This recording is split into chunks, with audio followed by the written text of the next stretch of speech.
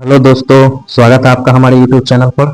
दोस्तों, बिहार पुलिस का एग्जाम जो 2025 में होने वाला है उससे रिलेटेड अभी PYQ का दोस्तों सीरीज चल रहा है, यानी प्रीवियस ईयर क्वेश्चन जो भी पूछा गया है टोटल का सीरीज चल रहा है। इस सीरीज का कितना नंबर है दोस्तों वीडियो? ये दोस्तों 14 नंबर है। ठीक है, 13 वीडियो ऑलरेडी 13 सेट का डाला जा चुका है। तो ठीक है, इसी प्रकार से चैनल पर दोस्तों बने रहिए और पूरा जो है सिपाही भर्ती परीक्षा के लिए जितना भी प्रीवियस ईयर पेपर है वो करवा देंगे। और इसको कंप्लीट होने के बाद दोस्तों सेट करवाया जाएगा, प्रैक्टिस सेट जो होता है बिहार पुलिस के लिए वो करवाया जाएगा। तो चैनल पर बने रहेगा दोस्तों, चैनल को सब्सक्राइब जरूर कर लीजिएगा। इससे क्या होगा आपको कि हर चीज का दोस्तों आपको सेट मिलता रहेगा। तो इसमें देखिए दोस्तों टोटल 35 है, इसमें से ये 14 नंबर आज हो रहा है। इसके बाद रोज डेली 2 सेट आते हैं दोस्तों। ठीक है, डेली 2 सेट बिहार पुलिस के डाले जाते हैं। तो बस चैनल पर बने रहिएगा, सब्सक्राइब करिएगा, लाइक शेयर एंड सब्सक्राइब जरूर कीजिएगा। तो आइए डायरेक्ट बिना कोई अति के अब क्वेश्चन पे बात करते हैं। ये कहाँ कब पूछा गया था? तो बिहार पुलिस के कांस्टेबल का ये परीक्षा हुआ था 21/3/2021 को द्वितीय पाली में, उसका ये प्रश्न है। तो आइए एक एक करके पूरा डिस्कस करते हैं। ठीक है, यहाँ पे आइएगा तो देखिए कहा गया है क्वेश्चन नंबर 1 में, वेगनर मानते थे कि कभी पृथ्वी के सभी महाद्वीप एक विशाल स्थलखंड का भाग थे। वेगनर ने इस बृहद महाद्वीप को डैश नाम दिया था। तो क्या नाम दिए थे वो?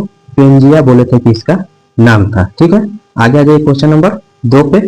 शेखर एक जीवनी है और ज्ञ की कृति है। ये क्या है? उपन्यास है एक। ठीक है, आगे आ जाइए क्वेश्चन नंबर 4 देख लीजिए। क्वेश्चन नंबर 4 में कहा गया है उस गुण का चयन कीजिए जो नाभिकीय संलयन का अभिलक्षण नहीं है। तो कौन सा गुण नहीं है? तो यह कम ताप या कमरे के ताप पर होती है। तो दोस्तों ये नहीं, ये अधिक ताप पर होती है, तो इसलिए ये सही नहीं होगा, बाकी 3 सही है। ठीक है, इसके बाद आइए क्वेश्चन नंबर 5 में, ऑक्सीजन के एक अणु का द्रव्यमान कितना है? तो ये कितना होता है दोस्तों? ऑक्सीजन के एक अणु का द्रव्यमान 32 ग्राम होता है। ठीक है, 32 ग्राम होता है। उसके बाद आ जाए यहाँ पे क्वेश्चन नंबर 6 में, पंडित बाल कृष्ण भट्ट द्वारा रचित नाटक है। तो उनके द्वारा रचित नाटक कौन है? तो वेणु संहार दोस्तों उनके द्वारा रचित नाटक है। उसके बाद आ जाए क्वेश्चन नंबर 7 में, निम्नलिखित में से किसने सांप्रदायिक पंचायत की घोषणा की? तो वो कौन थे जो किए थे? रैमजे मैकडोनल्ड ने किया था। ये क्या थे? ये दोस्तों इंग्लैंड के PM थे। ठीक है, उसके बाद आ जाइए क्वेश्चन नंबर नेक्स्ट पे, यहाँ देख लीजिए क्वेश्चन नंबर 8 देखिए, कौन सा कथन बिहार के विधानसभा की लोक लेखा समिति के संबंध में सही है? तो कौन सा कथन यहाँ पे सही हो जाएगा? तो दोस्तों सदस्यों का निर्वाचन प्रत्यक्ष रूप से विधानसभा के सदस्यों द्वारा होता है। ये दोस्तों कथन सही है, बाकी ये तीनों गलत कथन है। ठीक है, आगे आ जाते हैं क्वेश्चन नंबर 9 पे, किस वर्ष में श्री नीतीश कुमार प्रथम बार बिहार के मुख्यमंत्री बने? तो बिहार के मुख्यमंत्री प्रथम बार कब बने थे? 2000 में बने थे और थोड़े दिन बाद ही इस्तीफा दे दिए थे। ठीक है, उसके बाद क्वेश्चन नंबर 10 में देखिए, 10 में कहा गया निम्नलिखित में से जापान का महत्वपूर्ण सूती वस्त्र उत्पादन केंद्र कौन सा है? तो वो कौन है? ओसाका है। ठीक है, उसके बाद आ जाइए क्वेश्चन नंबर 12 पे। 12 नंबर में क्या है? नीति आयोग का स्वरूप क्या है? तो नीति आयोग एक परामर्शदात्री संस्थान है। परामर्शदात्री का मतलब क्या होता है? ये जो योजना के बारे में परामर्श जो है दोस्तों प्रधानमंत्री मंत्रिपरिषद को देते हैं कि इस प्रकार से लागू किया जा सकता है। ठीक है, आगे आ जाते हैं क्वेश्चन नंबर 13 पे। यहाँ पे देखिएगा दोस्तों, तो भारत निर्माण योजना का निम्न में से कौन सा घटक नहीं है? तो क्या है दोस्तों? कृषि विपणन इसका घटक नहीं है, ग्रामीण दूरसंचार इसका घटक है, ग्रामीण आवास घटक है और ग्रामों के विद्युतीकरण घटक। आंसर जो है दोस्तों डी चला जाएगा। उसके बाद आ जाइए क्वेश्चन नंबर 14 पे। इसमें कहा गया है दोस्तों भारतीय नीति आयोग का पदेन अध्यक्ष कौन होता है? ये कौन होता है? प्रधानमंत्री अध्यक्ष होते हैं और उपाध्यक्ष दूसरे बनाए जाते हैं और एक CEO भी होते हैं उसमें। ठीक है, उसके बाद आ जाइए क्वेश्चन नंबर 15 में। 15 में कहा गया है कि एक कार्बनिक यौगिक में कार्बन, हाइड्रोजन और ऑक्सीजन है।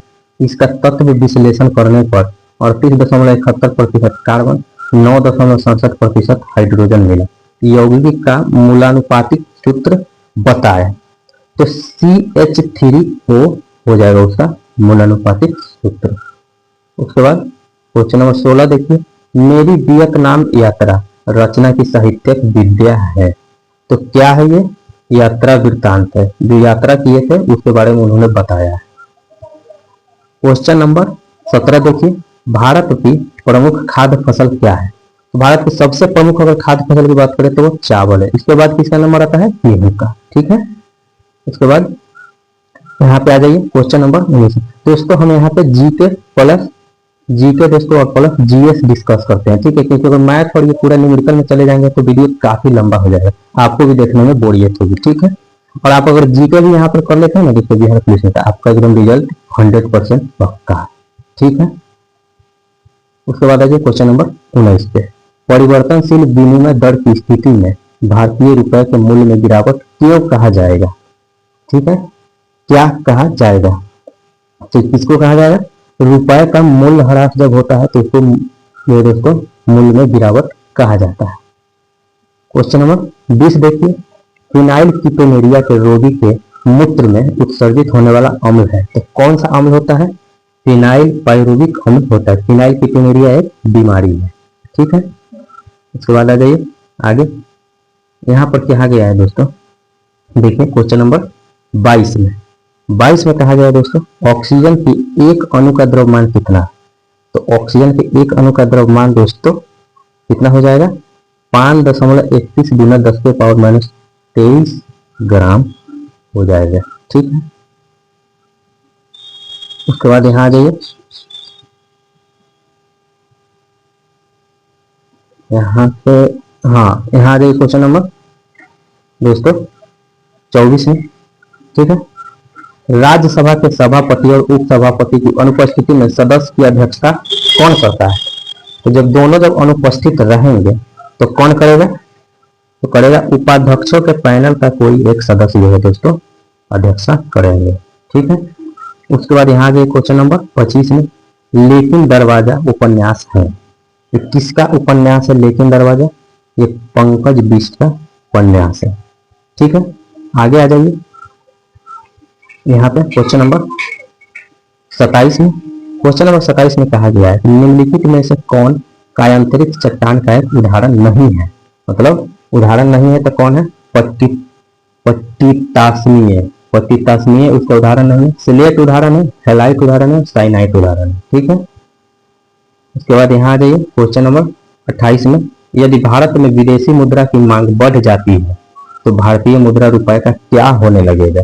तो उसका अवमूल्यन होने लगेगा। ठीक है, उसके बाद आ जाइए क्वेश्चन नंबर 29 में। क्वेश्चन नंबर 29 में कहा गया है डेक्रोन के कानून किस सभ्यता से संबंधित है? तो डेक्रोन के कानून किससे संबंधित है? ग्रीस यानी यूनान से संबंधित है। ठीक है, डेक्रोन मतलब ये होता है यूनान का कानून। उसके बाद आगे आ जाइए, यहाँ पे क्वेश्चन नंबर 32 देखिए। 32 में दोस्तों कहा गया है लता का कोई भी गाना लीजिए जो उसमें 100% डैश मौजूद मिलेगा, रिक्त स्थान में निम्नलिखित में से शब्द प्रयुक्त होगा। क्या मिलेगा आपको दोस्तों? गानपन मिलेगा। ठीक है, आगे आ जाइए क्वेश्चन नंबर 33 में, मानव जाति में निम्नलिखित में से किस प्रकार का लिंग निर्धारण पाया जाता है? तो XY प्रकार का पाया जाता है, आपको पता है। ठीक है, क्वेश्चन नंबर 34 देखिए, निम्नलिखित में से कौन सा पुरातात्विक स्थल सिंधु घाटी सभ्यता से संबंधित नहीं है? तो कौन है दोस्तों जो सिंधु घाटी सभ्यता से संबंधित नहीं है? तो आहर दोस्तों इससे संबंधित नहीं है, बाकी राठी गढ़ी, तुरकोटदा और कालीबंगा सिंधु घाटी सभ्यता से संबंधित। तो अपना आंसर चला जाएगा ए। ठीक है, आगे आ जाइए क्वेश्चन नंबर 35 में, अनुच्छेद 249 के अंतर्गत संकल्प पारित करने के लिए राज्यसभा के कितने सदस्यों को समर्थन आवश्यक है? तो कितने सदस्य चाहिए? उपस्थित या मतदान करने वाले सदस्यों का 2/3 बहुमत और सदस्य की कुल सदस्य का 2/3 बहुमत। ठीक है, तो अपना आंसर चला जाएगा सी। उसके बाद यहाँ जाइए क्वेश्चन नंबर 36 में, निम्नांकित में से कौन सी उष्ण एवं शुष्क पवनें नहीं है? तो कौन है जो उष्ण और शुष्क पवन नहीं है? तो बोरा एक उष्ण और शुष्क पवन नहीं है, बाकी हरमट्टान, सिरोडोको और जोंडा एक शुष्क और उष्ण पवन है। ठीक है, उसके बाद आ जाते हैं क्वेश्चन नंबर 37 में, मेंडल के प्रयोग में F1 पौधों को स्वपरागित करने पर F2 पीढ़ी में लंबे एवं बौने पौधों को किस अनुपात में प्राप्त किया गया था? तो किस अनुपात में प्राप्त किया गया था? 3:1 में प्राप्त किया गया था। उसके बाद आगे आ जाइए, यहाँ पे क्वेश्चन नंबर कितना हो जाएगा आपका, हाँ यहाँ आ जाइए आगे, क्वेश्चन नंबर 42 देखिए दोस्तों। क्वेश्चन नंबर 42 में अंत्योदय कार्यक्रम का उद्देश्य है। अंत्योदय कार्यक्रम क्यों चलाया गया था? तो ये गरीबों में सबसे गरीब की सहायता के लिए अंत्योदय कार्यक्रम चलाया गया था। ठीक है, आगे आ जाते हैं। उसके बाद यहाँ आ जाइए क्वेश्चन नंबर 43 पे। क्वेश्चन नंबर 43 में कहा गया है पानी की एक बूंद जिसका आयतन 0.009 है, ठीक है, मिली है, तो कमरे के ताप पर जल के अणुओं की संख्या बताना है। ठीक है, उसकी संख्या कितनी हो जाएगी? 3.01 गुणे 10⁻20 अणुओं की संख्या टोटल हो जाएगी। उसके बाद यहाँ आ जाइए क्वेश्चन नंबर 44 में। 44 में कहा गया केप ऑफ गुड होप उत्तर मासा अंतरद्वीप को किसने खोजा था? किसने खोजा था? बार्थोलोम्यू डियाज ने उसकी खोज की थी। ठीक है, उसके बाद आ जाइए क्वेश्चन नंबर 45 पे। किसी वस्तु का बाजार मांग वक्र होता है। क्या होता है? व्यक्तिगत उपभोक्ताओं के मांग वक्रों का उदग्र योग होता है। तो ऑप्शन चला जाएगा आंसर ए। उसके बाद क्वेश्चन नंबर 46 देखिए, निम्नलिखित स्रोतों में किससे भारत सबसे अधिक विद्युत प्राप्त करता है? तो किससे सबसे ज्यादा विद्युत होती है? तापीय यानी कि थर्मल से, जो कोयले से बिजली बनती है उससे सबसे ज्यादा लगभग 71% जो है दोस्तों प्राप्त किया जाता है। ठीक है, उसके बाद क्वेश्चन नंबर 47 में भारतीय रुपए की विनिमय दर निर्धारित होती है। किससे होती है भारतीय रुपए की? तो कुछ चयनित मुद्राओं के संबंध में इसका विनिमय दर निर्धारित किया जाता है। क्वेश्चन नंबर 48 में है जीवन बीमा निगम एक उदाहरण है। तो जीवन बीमा निगम किसका उदाहरण हो जाएगा? तो ये हो जाएगा निवेश बैंक का एक उदाहरण हो जाएगा। ठीक है, उसके बाद आगे आ जाइए क्वेश्चन नंबर 49 देखिए, भारत में सबसे प्राचीन बृहद स्तरीय उद्योग है। तो कौन सा उद्योग सबसे बृहद स्तरीय? तो कपास का उद्योग सबसे प्राचीन और बहुत बड़े स्तर पर किया जाता है। तो अपना आंसर चला जाएगा सी। 50 नंबर क्वेश्चन देखिए, भारत सरकार की आय का सबसे बड़ा स्रोत क्या है? तो भारत सरकार की आय का सबसे बड़ा स्रोत क्या हो जाएगा? उत्पाद कर जो है देश में जितने भी उत्पाद बनाए जाते हैं उससे जो कर इकट्ठा किया जाता है वही जो दोस्तों भारत सरकार के करों का सबसे बड़ा स्रोत है। क्वेश्चन नंबर 51 देखिए, निम्नलिखित में से कौन आर्थिक विकास के लिए प्रत्यक्ष रूप से महत्वपूर्ण नहीं है? तो कौन है जो महत्वपूर्ण नहीं है? मुद्रा की मात्रा जो है दोस्तों ये महत्वपूर्ण नहीं है। उसके बाद क्वेश्चन नंबर 52, भारतीय संविधान के संविधान सभा द्वारा अंगीकृत किया गया था। तो कब अंगीकृत किया गया था? 26 नवंबर 1949 को आंशिक रूप से अंगीकृत किया गया था। ठीक है, आंशिक रूप से। उसके बाद आ जाइए आगे क्वेश्चन नंबर 53 पे। 53 नंबर में कहा गया है कि भारत की कौन सी नदी हीराकुंड बांध से संबंधित है? तो हीराकुंड बांध किस नदी पर है?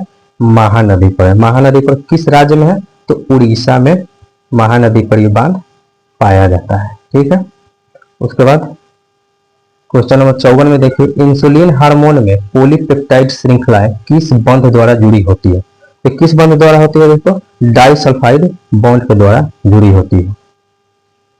आ जाइए क्वेश्चन नंबर 55 में। 55 में कह रहा है कि डीएनए के एकल क्षारक युग्म के परिवर्तन को क्या कहते हैं?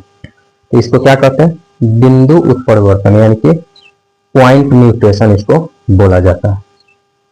उसके बाद यहाँ आ जाइए क्वेश्चन नंबर 59 में। क्वेश्चन नंबर 59 में कहा गया है मौलिक कर्तव्यों को निर्धारित किया गया है। तो कब निर्धारित किया गया? 42वें संविधान संशोधन के द्वारा। ठीक है, इसके बाद आ जाइए क्वेश्चन नंबर 60 में। 60 में कहा गया है वामन श्रेणी और लाइमन श्रेणी की प्रथम रेखा की तरंगदैर्घ्य का अनुपात होता है। तो क्या होता है? यहाँ आप देखिएगा इसका 27/5 अनुपात होता है। ठीक है, उसके बाद आ जाइए क्वेश्चन नंबर 61 पर। 61 में कहा गया जब डीएनए निर्भर आरएनए पॉलीमरेज बहुलक होता है उसकी दिशा डैश होती है। तो क्या होती है उसकी दिशा? यहाँ आ जाइए ऑप्शन है। तो उसकी दिशा दोस्तों होती है एक दिशीय 5 डैश से 3 डैश की ओर होती है। ठीक है, आगे आ जाइए। आगे कहा गया क्वेश्चन नंबर 62 में कुतुबुद्दीन ऐबक ने किसे बंगाल का गवर्नर यानी कि प्रशासक नियुक्त किया? तो किसको नियुक्त किया गया था? अली मर्दान को वहां के वो शासक नियुक्त किए थे। उसके बाद आगे आ जाइए क्वेश्चन नंबर 63 में मुंतखब उल लुबाब का लेखक कौन था? इसके लेखक कौन थे? खाफी खां थे। ठीक है, उसके बाद क्वेश्चन नंबर 64 देख लीजिए। मटर के पौधों का अध्ययन के दौरान मेंडल ने कितने विपर्याय विशेषक चयनित किए थे? तो उन्होंने 7 चयनित किए थे विपर्याय विशेषक, यानी कि ट्रेट बोलते हैं इंग्लिश में। ठीक है, तो 7 पर उन्होंने काम किया था। उसके बाद क्वेश्चन नंबर 66 देखिए। इसमें कहा गया भूपृष्ठीय तापमान व्युत्क्रम वायुमंडल की निचली परतों में डैश में बढ़ावा देती है। तो किसमें बढ़ावा दे देती है? स्थिरता को दोस्तों वो बढ़ावा दे देती है। ठीक है, क्वेश्चन नंबर 67 देखिएगा। तो संघीय मंत्री परिषद के मंत्री उत्तरदायी होते हैं, तो किसके प्रति उत्तरदायी होंगे? वो मंत्री परिषद जो होता है टोटल वो राष्ट्रपति के प्रति उत्तरदायी होता है। ठीक है,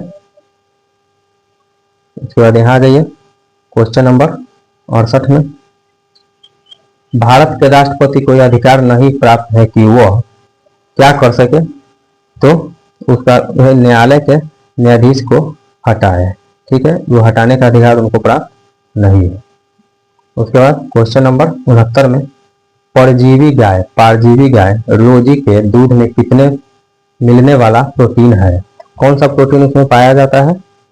तो मानव अल्फा लैक्टिबिमिन पाया जाता है। ठीक है, उसके बाद आ जाइए क्वेश्चन नंबर 70 में। 70 नंबर में कहा गया समग्र पूर्ति निर्भर करती है। समग्र पूर्ति किस पर निर्भर करती है? तो वो सिर्फ दोस्तों अर्थव्यवस्था में उत्पादक क्षमता पर निर्भर करती है। तो इसका आंसर हो जाएगा केवल 2 सही है, बाकी ये जो है 1 और 3 गलत है। उसके बाद आ जाइए क्वेश्चन नंबर 71 पे बहुलवादी विचारधारा समर्थन करती है। बहुलवादी विचारधारा किसका समर्थन करती है? वर्ग विहीन और राज्य विहीन समाज का। आंसर चला जाएगा बी को। उसके बाद आ जाइए क्वेश्चन नंबर 72 पे। 72 में कहा गया है निम्नलिखित में से किस स्थान का पुनर्नामकरण अलाउद्दीन खिलजी द्वारा खिजराबाद कर दिया गया था? किसका किया गया था? चित्तौड़ का नाम बदल के खिजराबाद कर दिया गया था।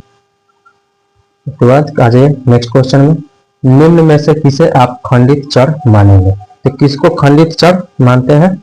ऊंचाई को भी है खंडित चर है और वजन भी खंडित चर है और मजदूरों को दी गई मजदूरी है। तो अपना आंसर चला जाएगा डी, यानी सभी हो जाएंगे। उसके बाद आ जाइए क्वेश्चन नंबर 74 में जीव जो तापमान के व्यापक परास को सहन कर सकते हैं क्या कहलाते हैं? तो उसको क्या कहते हैं? पृथुतापीय। ठीक है, उसके बाद यहाँ आ जाइए क्वेश्चन आगे है क्वेश्चन नंबर 81 देखिए। क्वेश्चन नंबर 81 में देखिएगा तो कहा गया है निम्नलिखित में से किस पर भारत का सर्वोच्च न्यायालय अपीलीय क्षेत्राधिकार का उपयोग नहीं करता है? किसमें जो है आप इसका उपयोग नहीं कर सकते हैं? तो सैन्य मामलों में आप इसका उपयोग नहीं कर सकते। फौजदारी में कर सकते हैं, दीवानी में भी कर सकते हैं और संवैधानिक मामले में भी कर सकते हैं। क्वेश्चन नंबर 82 देखिए निम्नलिखित मतों में से कौन सा सामंतवाद का रचनात्मक पक्ष नहीं है? कौन है जो रचनात्मक पक्ष नहीं है? तो कृषि का विस्तार दोस्तों इसका रचनात्मक पक्ष नहीं है। उसके बाद आ जाइए क्वेश्चन नंबर 83 पर सीली भवन प्रक्रिया डैश से संबंधित है। तो सीली भवन प्रक्रिया इससे संबंधित है। तो यहाँ आप देखिएगा तो ये चट्टानों के अक्षय से संबंधित है सीली भवन प्रक्रिया। क्वेश्चन नंबर 84 देखिए शमशेर बहादुर सिंह यानी अज्ञेय के कौन से सप्तक है? तो किसके सप्तक है? ये दूसरा सप्तक है। उसके बाद यहाँ क्वेश्चन नंबर 85 में रिक्त स्थान को भरने के लिए सबसे उपयुक्त शब्द का चयन करें। यानी कि कह रहा है कि डैश लड़का बहुत चालाक है, तो क्या होगा, वह लड़का बहुत चालाक है। ठीक है, यहाँ चला जाएगा आंसर सी। इसके बाद आ जाइए यहाँ पर क्वेश्चन नंबर 87 में, निम्न में से सर्वप्रथम किस वाद में उच्चतम न्यायालय ने कहा कि प्रस्तावना संविधान का हिस्सा नहीं है? तो किसमें कहा गया था? बेरूबड़ी यूनियन वाद के द्वारा कहा गया था कि इस प्रस्तावना संविधान का हिस्सा नहीं है।